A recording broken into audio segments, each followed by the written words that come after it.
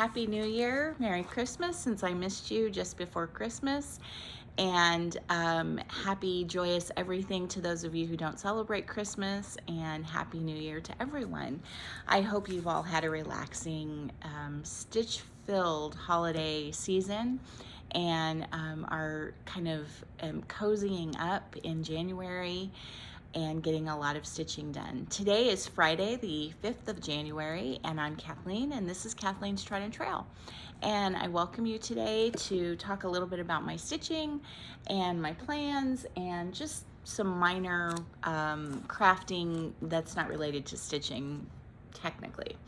I'm gonna start today. I have a whole pile of stuff here, and we're just gonna go in order that it is precariously set upon this mound of stuff that I have. And so to start with, we're going to do giveaways, and I have 4 giveaways for this time around.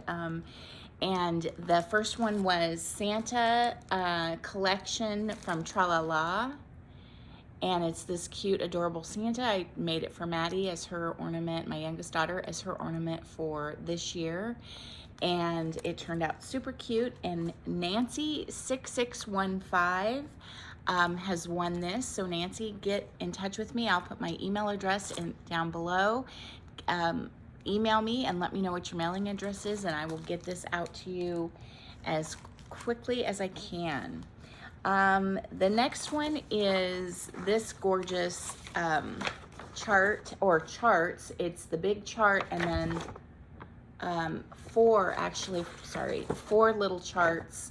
One is on the back. I can't show you because well, maybe it's only 3 little charts. I take that back. 3 little charts. These 3 little charts by the Prairie Schooler. It's called Christmas Eve.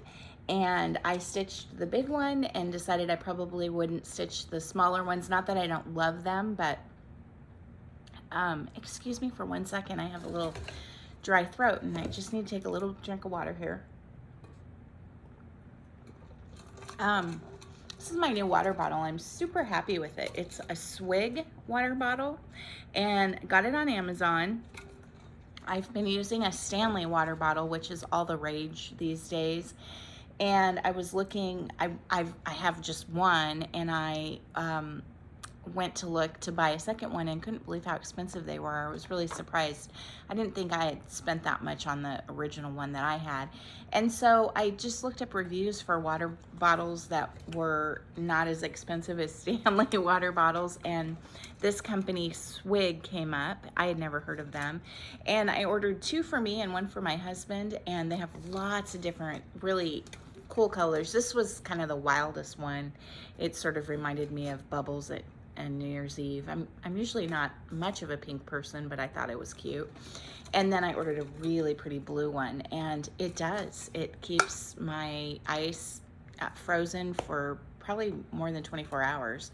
And yeah, so I highly recommend. Anyway, back to Christmas Eve.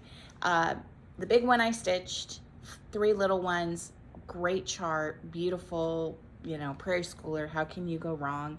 And this was won by Connie. So I don't know if it's Connie Thorme or Connie Thorme. Thorme is what I typed out. But I suppose it could be Thorne, and I just mistyped. 2403. So Connie, get in touch with me via email below, and I will get that in the mail to you. And then we have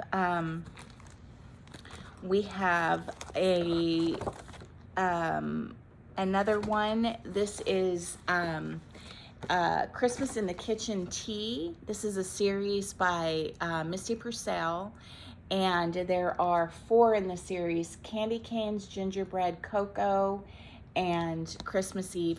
This is so, it's just adorable. I just love this. I have not stitched this. I bought it intending to stitch it for my daughter, and she mentioned that she didn't really care for snowmen. So, and I just have so many snowmen to stitch. Anyway, so this one goes to Gina Strickland 1034. Gina Strickland 1034. So again, Gina, get in touch with me and I will get that in the mail to you. And the final one is Let It Snow by Autumn Lane. Another great chart. With both of these, I'm sort of thinking, why am I giving these away? But no, I'm giving these away. I have plenty. So Let It Snow, Autumn Lane, and this one goes to Cheryl 80, or it's either Cheryl with 2 L's or Cheryl L 8236. So Cheryl, get in touch with me and I'll get those out to you. I still have, and I believe we talked about who won these, and now I don't have it here in front of me, but I haven't heard from the person who won Edna. I haven't heard from the person who won Token for My Friend, and I haven't heard from the person who won the Blackbird Design Sewing Bird. So if I haven't heard from these folks by the next time I do, not the new ones I've just mentioned, but these ones from weeks ago, if I haven't heard from these folks by the next video that I do, I'm probably going to include these in the next giveaways for those people. So so get in touch with me, guys. Let me know. Okay, we're not going to have any giveaways today because these are kind of piling up, and I want to get these out in the mail to everybody, and then we'll get back. I have a whole stack of really fun, great stuff to give away. So, okay, next in line is a non-stitchy craft. So I received from a very dear stitching friend a package with lots of goodies and fun things in it for Christmas. And one of the things that she included was a little box that was a little mini wooden puzzle. I was trying to think if I had ever told her that I love puzzles, and I almost always have a puzzle going in our living room. I couldn't remember if I had mentioned that to her or not, but for some reason she sent me a puzzle, and I've been looking at these. I had not ordered one, I had not bought myself one, but I'd been looking at these puzzles that are these wooden piece puzzles where many of the shapes are actual shapes of things related to that puzzle.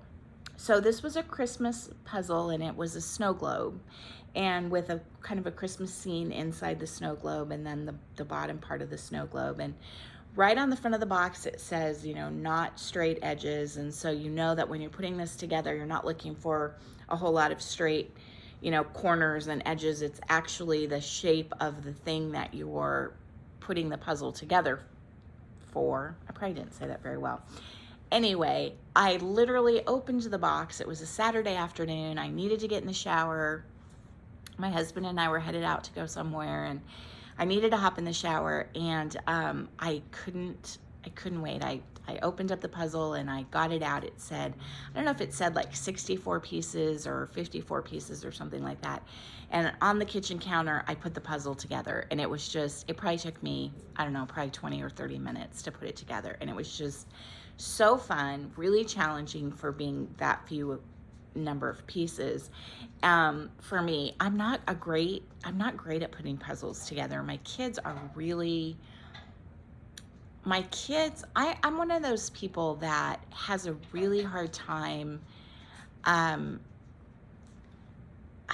don't know quite how to say this, but spatially, I don't see things easily, if that makes sense. So I can see details and I can see big pictures, but I have a hard time seeing how details feed into those big pictures. And I'm sorry, Bindi brought her bone over here and she's chewing on her bone, but it's better than her barking, so I'm gonna go ahead and let her chew her bone. At any rate, I'm not great at putting puzzles together, so it probably took me, 15 minutes longer than it would take the average person, but whatever.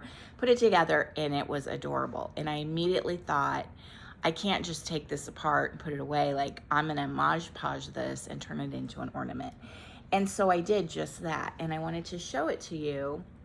And so I put it together. I used a giant spatula that my husband uses for grilling, and I moved it to some parchment paper, and then I Mod Podged it, and then I decided to add some sprinkles to it, not food sprinkles, but I don't know, the shiny sprinkles that you can add to things for crafting. I don't know what those are called. And so it made it very glittery. And then I backed it with a little piece of wool. And then my friend Sarah of So Me Sarah sent me a wonderful, wonderful Christmas package. And in it was this little teeny tiny, wonderful little Chanel trim. And I just thought that looked so good on there. I added a ribbon. I kind of didn't, it's not right in the middle. That was kind of hard because I wanted the ribbon to go behind the wool backing. But it's fine. I mean, it actually hangs pretty straight. And so I just love that. And I had it sitting on the piano, and my husband said, you know, kind of propped up on the piano where you'd prop up music. And my husband said, oh, I love that new ornament that you got, the snow globe ornament. And I was like, what are you talking about? And he's like, that you have propped up on the piano. And I said, oh, it's actually a puzzle. And he's like, really? That's my favorite ornament of the year. So like, you know, it took me 30 minutes to put the puzzle together at most. And then, you know, like 10 minutes to Mod Podge it, and like probably 20 minutes to add the felt and the ribbon and the Chanel.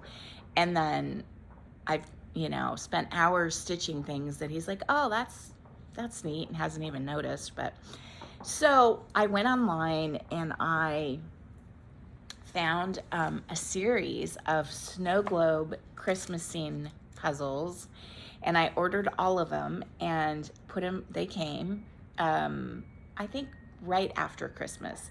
And I put them all together and Mod Podged them. And now these I didn't back because I thought that they looked cool.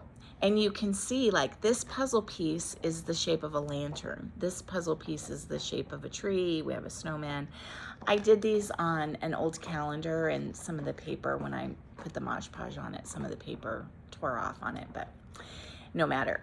So these are, I'm going to show you, these are just a little bit bigger than the one Nicole sent. I actually like this size better, the smaller size better. And it was a different company. So I just happened to see this series when I was, you know, like researching wooden puzzles. And so these are really too big to hang on the tree. I mean, you could get away with it, but I mean, this is like the right size for a tree ornament. So what I did is I went to Amazon and I ordered, well, I had to do it in like groups of 20, no less than 20. So I ordered 20 little miniature easels. And so I have 4 of these, and I have them sitting, and I'll show you. So that's one with Santa flying over. And I did the exact same thing. The only thing I didn't do with these was back them with wool, because they're gonna be on the easel and there was no need to waste the wool. And then this is the train and Santa getting the reindeer ready or feeding the reindeer a treat. And I think these were maybe 10 pieces more than the other one, or I'm not sure. And then this one is Santa and the snowman in the fireplace. I loved this one. I loved this one. And then the last one is Santa flying and the deer below and the little town below. And so these are all propped up. Not propped up, they're all on their individual easels on the piano, and I just think they're so cool, and it was just fun and just something kind of different. And I ordered several other wooden puzzles that are bigger that I would like to put together and then frame, so we'll see if that happens or doesn't happen. Okay, let's talk about how I ended 2023 related to stitching. So I don't know, I have this crossed out so many times. The last time we talked, I think I had like 52 finishes or 49 finishes or something like that. And 40 of those were new starts for the year 2023. And by the time the year ended, by the time midnight on on December 31st was here, which I was long in bed, I ended the year with 54 finishes, 41 of which were new starts. And so, you know, that's that's fine. That's an okay number. And what I have decided to do is as you know, I mentioned, I am playing along with Sarah, Somi Sarah, and her 50 starts for her 50th year of her birth, and so I'm doing, but I'm turning 57 this year, and so I'm gonna try for 57 new starts, which means that I had to start on December 8th in order to get one new start a week. That's the plan. So 52 weeks in the year, that'll get me 52, and then a couple new starts, or a few new starts in December will add up to the 57. And that is not going to be any trouble, because me, as I am, have already started, so I should have started, I think, 4 new things in December, and then, one new thing for the first week in January, and I ended up doing Fridays as my new start, so today would technically be a new start, and I've started several things this week alone. So yeah, but I started 2 new things and finished both of them, so that's one good thing. So this is the planner that I'm using this year. It's the Cross Stitchers Planner 2024. I have some other things in here. Let me take those out. And this comes from Lori Sykes with My Crazy Life, and she's on YouTube at My Crazy Life. And I love this because there's lots of, well, number one, the blocks for the days are big, but then there's also lots of other spots for other things, and every month has a chart included, and they're all very, very cute. They're by various designers, cross-stitch designers. But here's my January so far, and as you can see, I have, what I've worked on, and I have cross-stitched every day this week. I just haven't added all my items. But what I'm doing over here is I'm including what I plan to make as my new start for each week of the month. And so for week 1, I started, and it should be here, I started House in Winter, which is by Maria OVSY. So she was, and it's a long name, it's more than OVSY, but she is a Northern European designer, I want to say, that Somi Sarah had talked about in one of her videos, several videos back, and I bought several of her charts. But then I also received the entire kit for the Primrose Cottage Winter Quaker, and I hadn't done any of their Quakers yet. They've come out with several. I think they, at least a fall Quaker, and now I know they have a Valentine Quaker. And I really loved the winter one, and so that came and I started that. So I actually had 2 starts for this week, and here's how I'm kind of looking at that.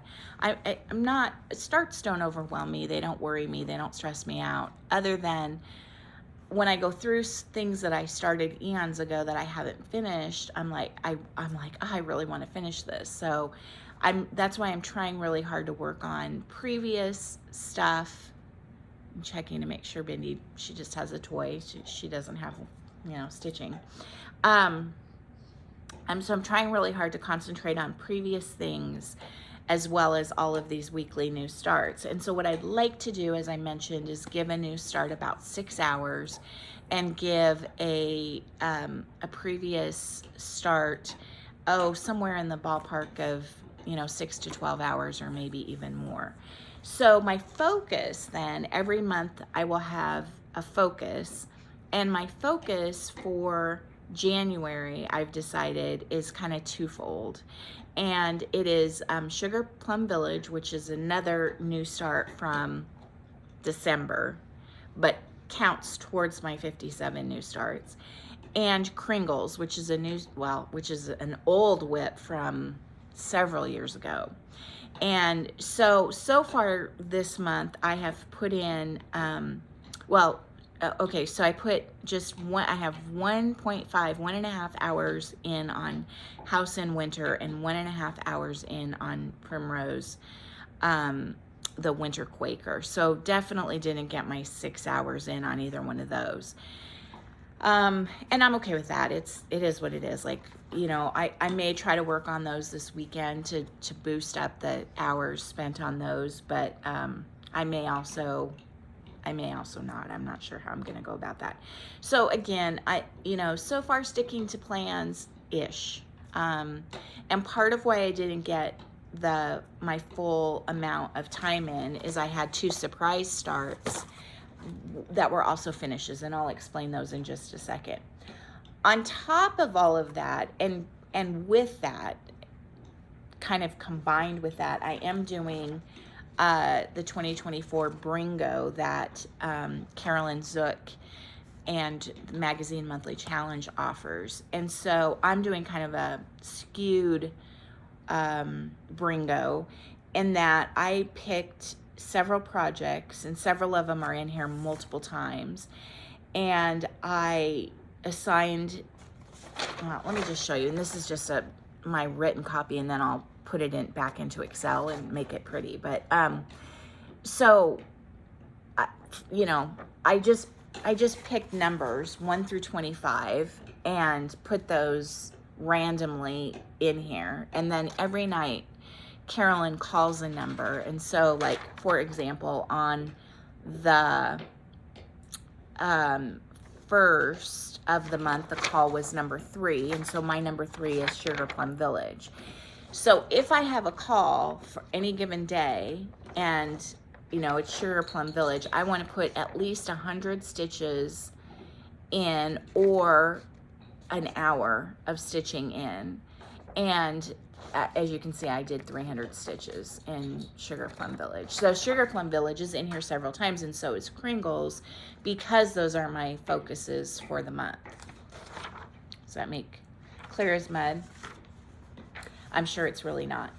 But then I was talking to my daughters about words of the year, and both of my daughters really love to do planning and have planners, and they're both very much like me, that they start out strong, and then I don't really believe in astrology, but it's funny though that I do have a lot of the same characteristics of a Gemini. And I know other Geminis that aren't this way, but Geminis are kind of the twins, sign of the twins, and so they're kind of dual personalities, and they tend to be, while they tend to be very loyal, they tend to be kind of scattered, and they tend to hop from one thing to another. And my oldest daughter, Caitlin, she was born on June 14th. My birthday's June 15th, so she was born just the day before me. So she's a Gemini, and we are so much alike. I don't know if she would agree with that, but we really are. And she's very much, starts out strong and then sees a squirrel. And then even my youngest daughter, who was born in January, and I don't know what that is, and her personality is, she's also very much like me in a lot of ways. We tease each other that we share a brain sometimes, because it's kind of funny. But she's not exactly like that. She's not as kind of see a squirrel get. She's a little more focused than Caitlin and I are, but she also can start out strong with something in January. And then, so we'd love to talk about words of the year and goals, and not so much resolutions. I haven't been into resolutions in a really long time, but I do love a word of the year. And this year, kind of, Caitlin really wasn't sure what her word of the year is, but I had a word of the year that I had picked, and I had been thinking about it all December. And then Maddie had a word of the year that she had picked, and Caitlin thinks she knows what her word is, but she's not 100% sure.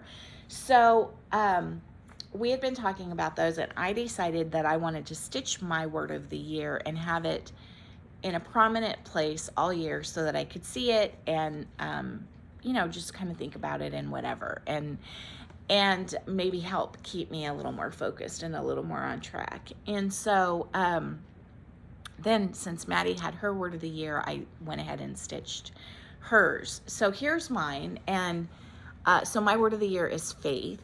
And I just downloaded some fonts and, you know, picked out some fonts that I liked. And I love blue is my favorite color. And I did this in my favorite silk, which is, why can I not think of it? Oh my gosh, Gloriana. And this color, which is a deep, not a midnight, not a navy, not quite a navy, but a deep blue. It's called Midnight, and I think it's really, really gorgeous. It doesn't have a lot of modeling in it, but it's really, really pretty. And then I was working with this fabric. I'm working on a charity quilt for I'm part of a quilting group that does quilts for Lutheran World Relief. And so last year we got 38 or 39 quilts made, and they went out all over the country, all over the world. And so the goal this year, I think, is for 50. And so I'm, you know, working on how it works is different people piece the quilts, and then we get together and tie them. And so I am working on a quilt, and I'm using some of this, I think it's Lori Holt fabric, with the chickens on it. And it's a little bit hard for me to be putting chicken fabric in a quilt that I'm going to give away, but I have tons of it, so it's fine. Anyway, I had been working with this fabric in that quilt, and so I just thought, oh, let me go ahead and put chickens in there. And so that is my word of the year pillow, and I stopped everything and stitched that up. And then this is the fabric on the back, same line of fabric, and just a pretty little velvet ribbon to cover up where I made the slit. So that's my word of the year. And then I finished Maddie's and got that in the mail to her yesterday, and I will insert a picture of hers here.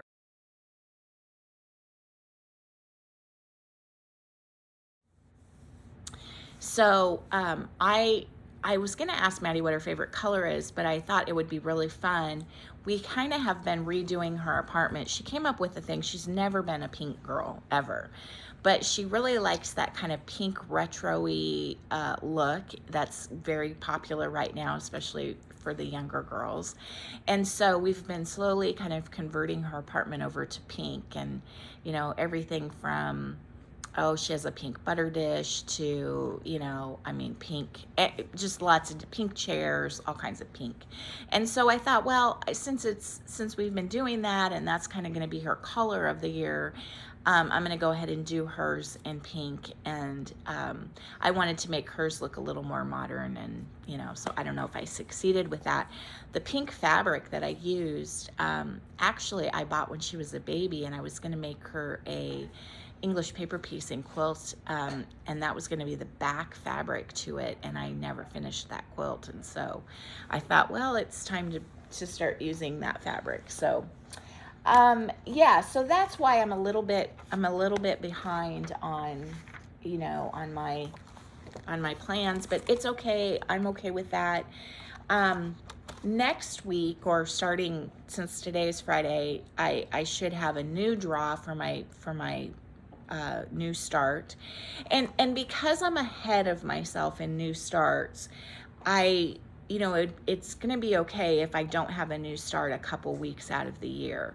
So, and that's fine, because there's going to be times, I mean, we have a big trip in May. I probably won't have a new start then, you know, all sorts of things. So, but what I had on my, my plans for my new start for next week was the Winter Pillow by Flossabilities. I can't remember what her first name is, but she's the beautiful young lady that does the full coverage pieces, and she has started designing under Flossabilities, and she has several really, really cute designs. And she had a winter pillow that was just adorable, and that was going to be my start for coming up this week, and it still may be. but I may divert a little bit, and chances are I will start it at some point. I just may not start it today. So we're going to talk about that here in just a second. Okay, now what I want to do is just go through and show you what I've been working on this week and the end of December, but mostly this last week. And I've had lots of time to stitch, and so I've been, even though I've had my plans and I've pretty much stuck to them, I've been just a little tiny bit scattered. And I see exactly how I get waylaid, and I think it is, and it's my fault. I'm not blaming anyone else for this. This is completely it is my weakness and my problem and my fault. But it's FlossTube, because I watch FlossTube and I just go down a million different paths in wanting to, it just gets my brain going, and I just I get off base. So today I was watching The Artsy Housewife, which I think she has her 4th video out, and I have several of her charts. I found her first time, I think, at Julie's, and she has several chicken charts, and I was like, oh my gosh, chicken charts. I'm going to divert here just for a second, because I almost did with this, and I'm going to divert and tell you a little story. I really debated if I was going to share this story or not, but we had a kind of a sad thing happen last week, and I'm still really brokenhearted about it, and I know they're just chickens, but we had 15 hens and 1 rooster, 1 little bantam-roo who's very cool. And we had some that were 3 years old, some that were 2 years old, and some that are just under a year. And chickens should live anywhere between 5 and 8 years, and I've heard of chickens living 15 years, but I don't know if that's a tall tale or not, but I know they can live 10 years, 11 years, but 5 to 8 is kind of average. And so my chicken, I spend a lot of time with my chickens, and they'd all looked really healthy, and our Buff Orpington had some problems in the late fall, and so I've been keeping, but she seemed to have recovered and was doing well, and I've been keeping an eye on her, and she's one of my original girls. So she's 3, and she's, definitely slowing down. She's also a little bit overweight like me. And so I was kind of thinking that was maybe slowing her down. So I've been really trying to watch the snacks, and, only do like fruits and vegetables for snacks, and not really any table scraps or bread or anything like that.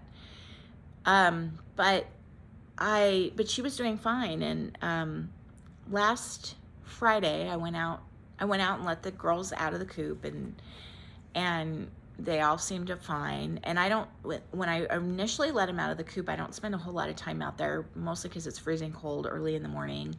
And they want to go out, they want to eat, they come out of the coop, they want to eat, they want to peck around, and they want water. They're not interested. We keep all their food and water in the pen. Really, the coop is just for laying eggs and sleeping. And if it's really cold, they'll hang out in the coop, but it helps to keep mice and varmints and stuff out of the coop if you keep the water out in the run. And so I don't spend a lot of time, but I try to glance over everybody. And some of the girls, depending on what time I go out there, some of the girls don't come right out of the coop. They're still up on the roost, or they might go and lay. And so I'll do kind of a quick head count, but I don't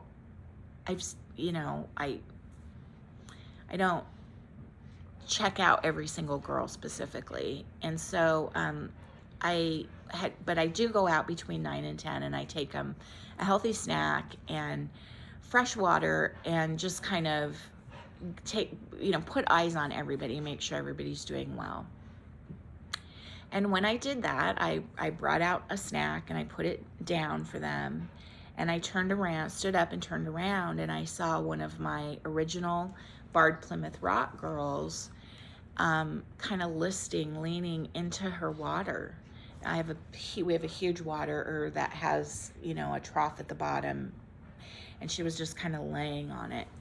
And that's not normal behavior at all. And so I walked over and I picked her up out of the water, and she didn't, usually a chicken, and all different personalities, but I have a couple chickens that I can pick up and they do nothing. They're very docile, and but the Barred Plymouth Rocks are super friendly, but they don't like to just be picked up. And she didn't flap her wings. She didn't create a fuss. She just let me pick her up, and I picked her up, and her eyes were open, and she was breathing okay. And then I set her down, and she just she didn't fall over. She did take a couple steps. She ate. I had green beans. Cooked green beans were their snack, and she ate a green bean.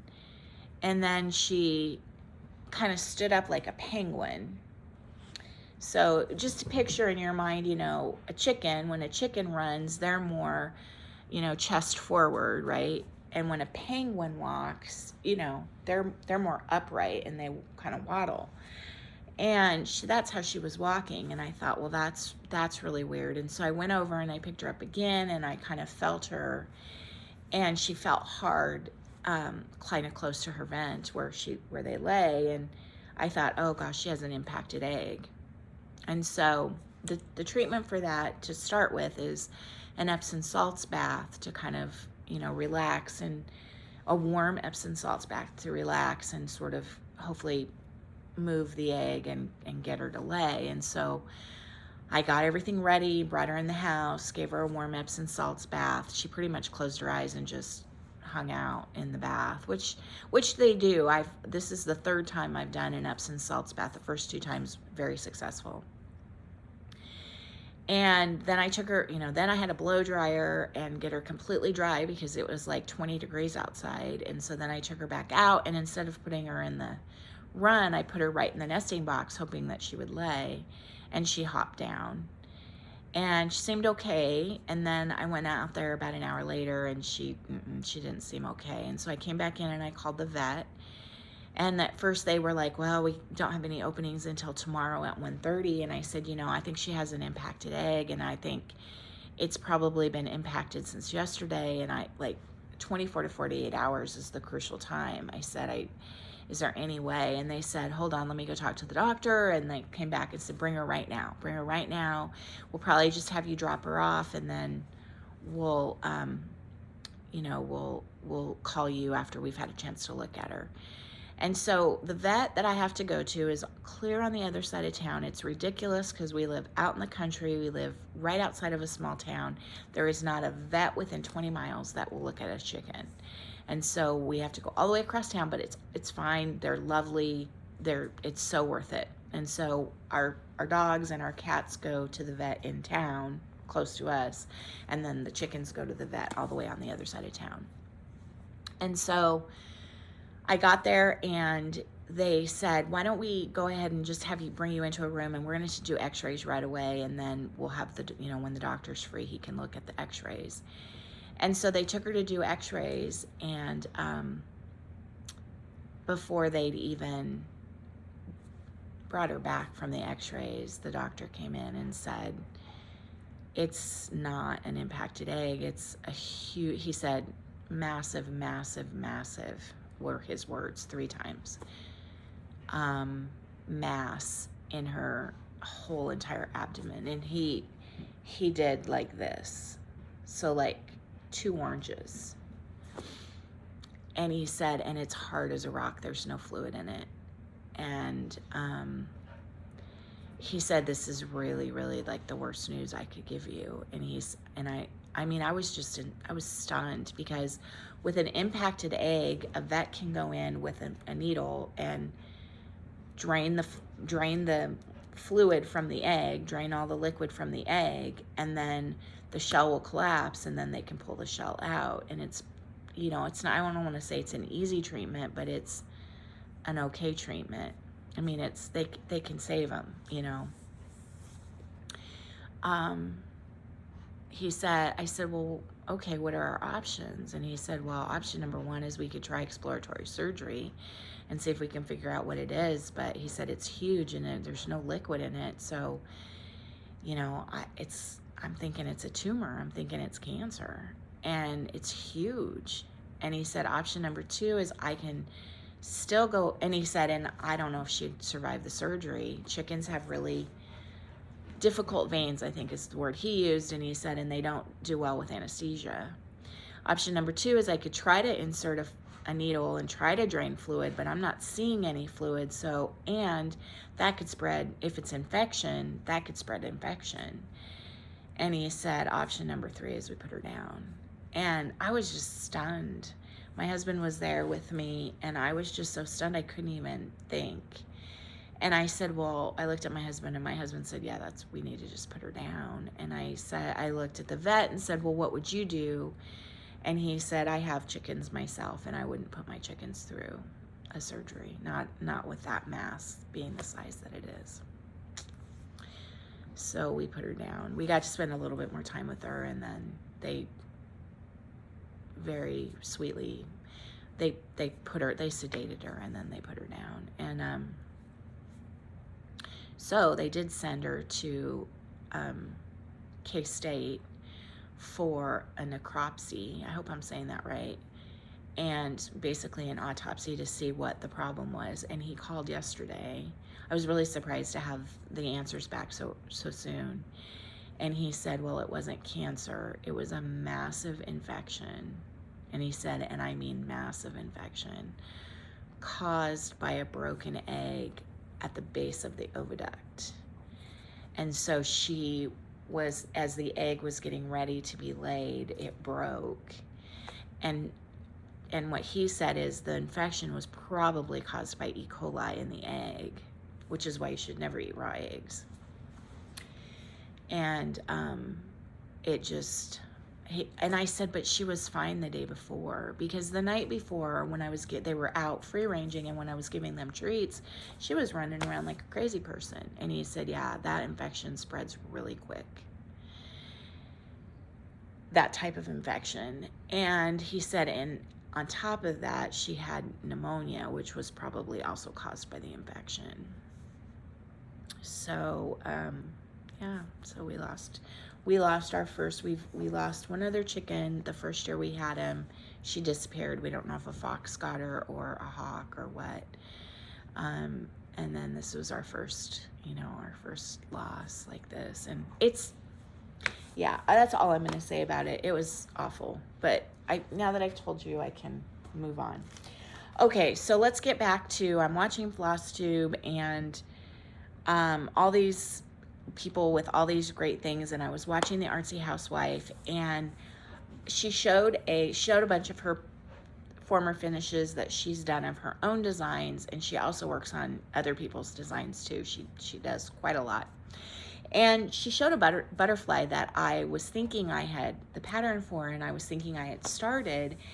And then I was like, wait, I can't remember if that was her design. And I do have the chart, but I haven't started it. But what I had started was this antique 19th century butterfly by A&W Designs that looks like this. So of course I paused the video and I put it down and I go look for the Artsy Housewife butterfly. I knew exactly. I even knew what the project bag looked like, but it wasn't her design, it was this one. So then I was like, oh, I didn't make much progress when I started that. I need to work on that a little bit. And I was just in the mood, and so I pulled it out and started working at it. And where I am is just right up here in this scrolly stuff, which I really considered not doing, but then just decided, yeah, just go ahead and do it. And there's just an awful lot of orange. And so I did a bunch of the orange and yellow this morning, and then was excited to get to some of the blue. And I'm doing this on a piece of 32 count, and as you can see, it's going to be very big. 32 count, and it's a fabric that I bought at Julie's, and I don't think I have the card in here. Maybe I do. No. And so that's just the top. And doesn't it look different? And I think it'll look different once I get I'm using all the called for, which is DMC, but It sure looks different than that, but I think once I get all the colors in, it'll look, yeah. And so lots of color changes, but really fun and neat and different. And yeah, so I don't know if I'm gonna add this to my rotation or not. The other thing that I wanted to show you is the floss drops that I made. Oh shoot, I'm dropping. The floss drops that I made for this particular project.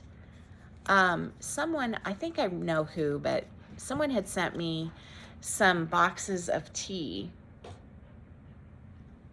And, sorry, the dogs are just, well, Bendy's crashed out, but Baxter's just like playing. Someone had sent me some boxes of tea, and they were just such pretty little boxes, but they were kind of small, and I couldn't figure out what to do with them. And I ended up just turning them into floss drops. Oh, maybe they weren't tea. Maybe it wasn't tea. Maybe it was cookies.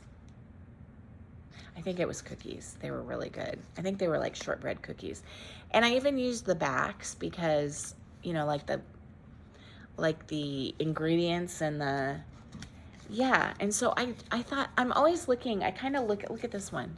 I kind of look at things as everything as a potential floss drop. That's what I do with my old calendars.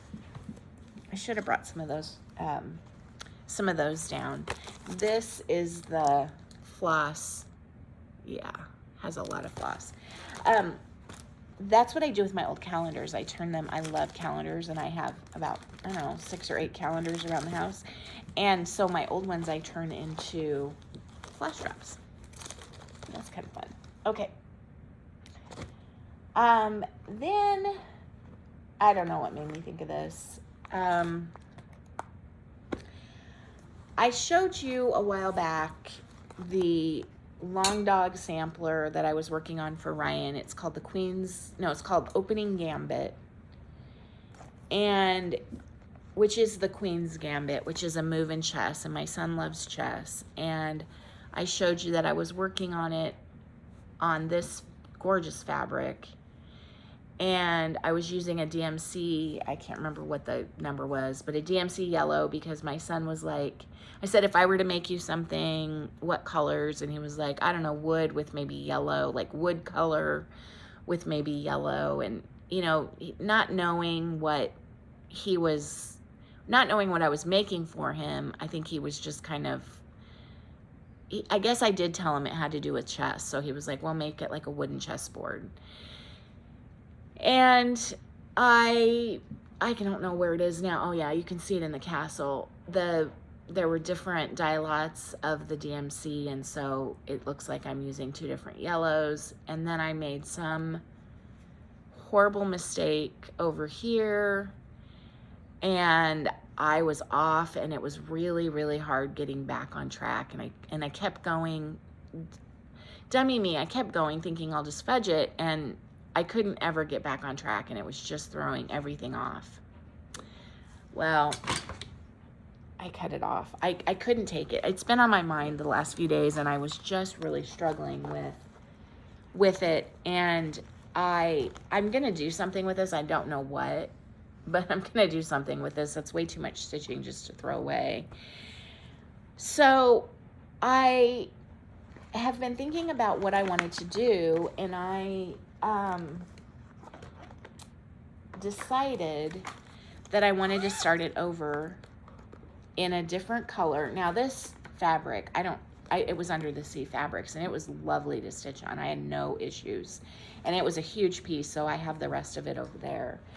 But I don't have another piece big enough to do that. And so I decided I wanted to use my Cedar River fabric from Trixie Tricycle to stitch on. And so I texted Ryan, and I'm like, hey, what's your favorite color? And he said forest green. So then I sent him a whole bunch of different options of forest green, because, you know, forest green, there's lots of different, people call lots of different greens forest green. And the one he chose is what I would think of as forest green. And so then I was going through my DMC to see what I would consider a forest green, and I found one that was kind of okay. And then I found this cottage garden thread called Fairy Dust. And it kind of looks like that. It's more modelly than is showing up. It's very beautiful. And I thought, well, that would be perfect and really fun. And there's forest green in that. I mean, the whole thing isn't forest green, but there is, it's looking more, a little bit more blue than it is in real life. But so found a beautiful piece of Cedar River linen, and I started, since I started that one at the top, the original one, I started it at the top left. I started this one at the bottom right. And I love this chart. It's so much fun to work on. But, and I really would like your opinion. I stitch in hand, and I stitch, you know, sometimes I'll stitch, if I have lines going, you know, rows going up, then I'll stitch a half stitch all the way up and finish the stitch coming down. That's my favorite way to stitch. Up and down, up and down, up and down. But then sometimes you have lines that go across, and when you're counting, like, so, you know, I obviously you can see this. I stitched up, and then I jumped over to here, and now I'm going across and coming back down here. And so with this mottled thread, you can see that I went up, and you can see that I went across. So I don't know if that's gonna work, or I just have to force myself to just go one direction all the time, and I don't know if I can do that or if I'll enjoy the stitch. So tell me what you think. Should I don't know, should I scratch this project completely? Down here I was trying to decide if I wanted one thread or two, and I definitely like the 2 threads.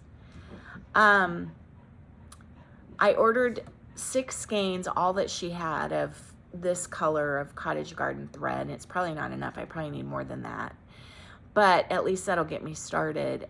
So I don't know. I'm really torn on this, guys, and I would love to hear what you think. Looking at it, let me get it out of the shadow there. Looking at it, you know, like you would see it on a wall. I mean, it's all I can see is lines. So maybe I should just use a DMC and just use a solid color to stitch it in, or tell me what you think. Is this a great color? Is this not a great color? I don't know.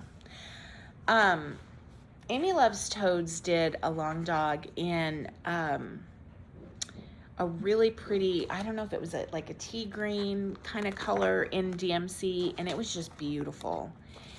And I don't remember which one it was, but the whole thing, and I'm not a huge green fan, but it was gorgeous. And I don't know, I'm really struggling with that one. So that's another thing that waylaid me, and you see what happens to me. I get, you know, I have all these plans, and then I watch. So that's my other thing. I don't know if I should just stop watching FlossTube. Like, I hate to do that because I have friends that I want to see, and I have other people that I'm not necessarily personal friends with, but I just love and I'm so inspired by, and I'm afraid that if I stop watching them, I'll just, you know, like, yeah, I don't know. And it also seems really disrespectful to not watch people. But I just get so, waylaid by all the great stuff I see. Okay, one of my focuses for January is Shannon Christine Sugar Plum Village. And I got a pretty decent start on that at the end of December, and then have worked on it several days in January. And that's my start. Lots of color changes. I love a village. I particularly love a Christmas village. I love all the little stalls and the little houses and stuff. I'm not a huge fan of the color changing every 5 minutes, but, and it's not that bad. I mean, there's some good blocks of color in it, and I love it. Yeah, it's one of those things that I can't just work, like Ryan's piece, the long dog, I could work on that for hours and hours and hours and never want to put it down. This I work on, I get a few motifs done, and I'm like ready to move on to something else. So the other thing is I did not have the called for trim for this, so I'm using 2 different, a solid DMC and a modeled country classic colorworks or something to do this, and it's a little bit too yellow. It's not quite gingerbready enough, but I think it's okay. I think the other colors are either the called for or real close to the called for. So that's Sugar Plum, and I'll keep, you know, I do love that. I'll keep working on that. I don't know if I'll enjoy working on that in February, so I might have to change my focus for February. Okay, the other thing I've been working on, and this is the same thing. It's that, you know, little, I don't know, like 20 stitches of one color, and then you got to rethread your needle and put, you know, a piece of floss this big back on the thing, and that just drives me crazy. But this has a combination. This is Kringles, and this has a combination of big blocks of color. Oh my gosh, it's so big. Big blocks of color and little blocks of color. I finished this. I had everything done except for the teddy bear, and I didn't have any of the eyes on. I have to redo her eyes. They're cockeyed. And I didn't have the cardinal quite finished in his cage, but now this block is finished. And then I worked on the mortar in the bricks here and a little bit up here. And I completed some stitches that were, just half stitches in the white. And I worked and I did a few stitches in black around the Kringles. And so I think what I need to do is, I think I need to outline several blocks at one time, you know, get several blocks put in just the outline, and then that way I can do all the blue in every box. I can do all of the red in every box or something like that, because it just, like, you know, here she has like her shoes, her boots, or whatever they are, they're 6 stitches. And you know, so like I had done this, and then I came up here to do this, and I kept putting off doing her boots because it was like, 6 stitches of black, or like 8 stitches of light tan for his face. I don't know. I love it. I love the looks of it. I'm still gonna do it. It drives me a little bit crazy. And so, you know, and I love doing, what I really enjoy doing is the big blocks of color, the big black, or, you know, surrounding blocks of color. Okay, I'm not doing a good job of organizing up here, so things are, okay, that is Sugar Plum. Okay. And then I was talking to my sweet friend Sarah at So Me Sarah. So see, it's not just watching FlossTube, it's also talking to people. And I don't know what's wrong with my throat. Excuse me just for a second. Dry throat.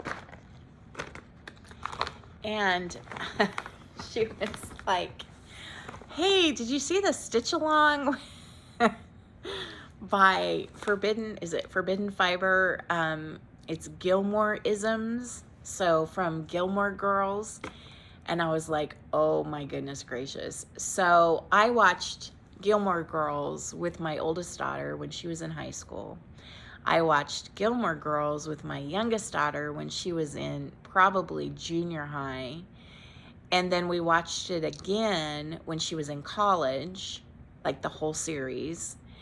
And then I am watching it again currently as just kind of my slow, I always like to have some series on that when I get tired of listening to my book, or like a comfort series, you know, just something sweet, something not, I do love true crime and all that kind of stuff, but sometimes that gets to be too much. And I just like something, you know, comforting, I don't know. And so I'm like, what? Gilmore Isms? And so I go look, and they have this, I had to start it. And what I like about this, what's really, I mean, there's lots of things that are really fun about this, but they are only releasing the colors that you need as you need them. So they released the whole outline. It's huge. It's huge. It's going to be giant, 32 count. And so they released the, you know, what you needed for the outline of the blocks. And then they released what you needed for block 1. And block 1 is is Cat Kirk, and it says he knows things because Kirk, if you watch the show, had a cat that was, I think, horrible to him. I haven't gotten to that particular episode, but he thought he like knew, like had ESP or something and knew things. And so that's block 1. So again, yeah, I don't know. People, I just start things, do things. Okay, let me grab my planner and see if I worked on anything else. Oh yes, I have one other thing to show you. Where is that? Where is it? Oh, right here. I did tell you I was going to work on a temperature chart for this year. I love the weather and I love temperatures, and so the one I picked to work on, and there's the fat quarter shop. Oh my gosh, I have one out that I really, really highly considered today. I was watching, I think it was this week's Floss Tube, and they have one that's all houses. Oh, it's so cute.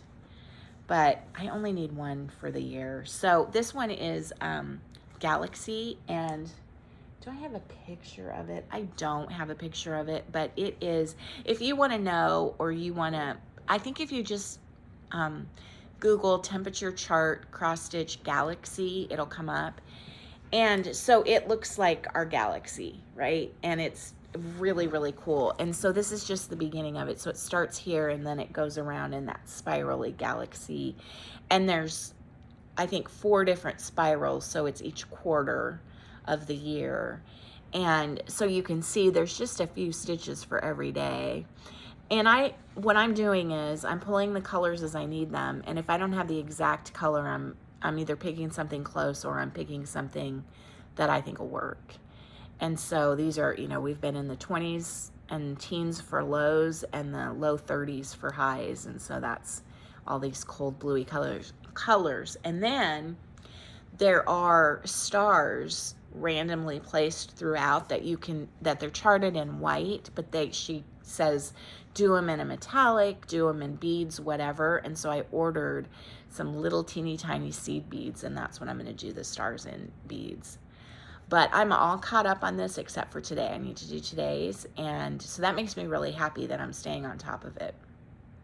So that's that. And so this is, the outside is the maximum temp for the day and the inside is the minimum temp for the day. Yeah. So I really like that. Okay, so that's what I've been working on. We're at an hour. I hopefully don't have to do a whole lot of edits. I know I have a picture or two to insert.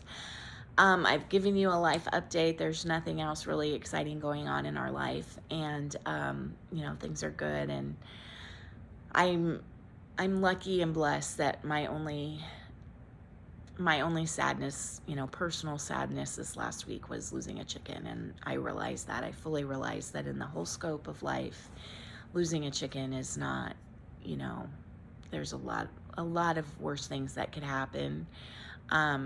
I really love my chickens, and I was really sad about it. Oh gosh, no, we do have something else. I am going to, oh gosh, this is the big story. I was actually going to lead with this. I will, trying to think how I want to do this. I'm going to pause you and I'm going to go get her and, and see if that'll work. No, I think what I'll do, she's quarantined. So I think what I'll do is I'll take pictures or a little video and show you. We have a new kitten.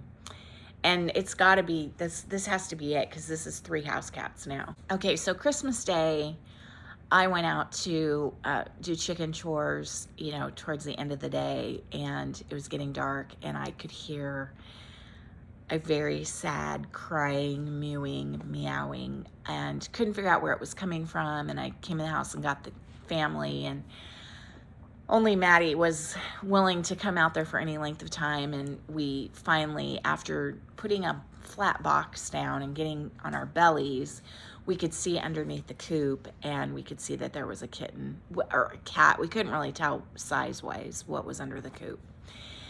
Long story short, it took a week for me to get her out from under there. It's a big coop. It's a long, you know, She was under there. She didn't want to come out. We were putting food down. She was eating the food. She could go all the way through into the chicken run, not into the coop itself, but into the run.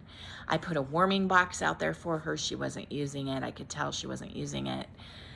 Did all sorts of things. And so finally I pulled all the food and I waited, and she went into the run, and I was able to get her in the run. And as soon as I got her, she was just as sweet as could be. I was all protected, thinking she was gonna scratch the heck out of me.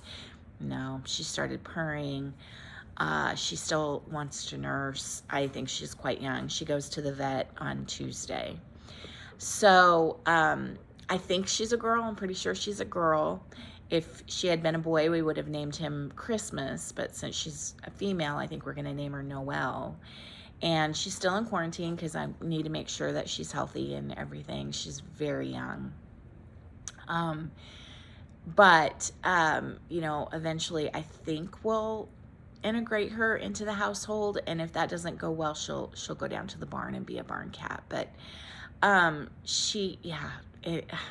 oh my gosh. So anyway, I'll take some video of her and then insert that at the end. And in the meantime, I hope you're all well. I hope you're having some quiet, peaceful days and getting some stitching in and taking care of yourself.